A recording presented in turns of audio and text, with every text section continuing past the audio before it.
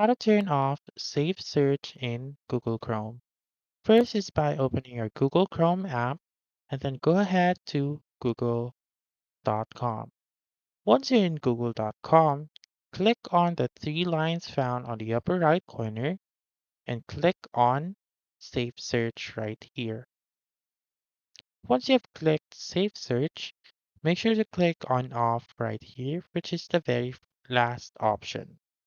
Once you have done that, you may go back and then you may search for the content that you want and the safe search will be turned off.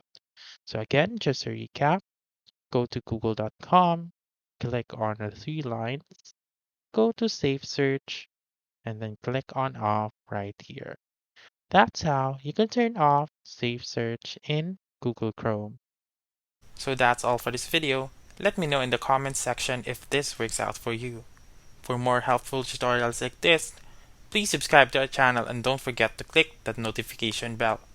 Thank you for watching and have a wonderful day.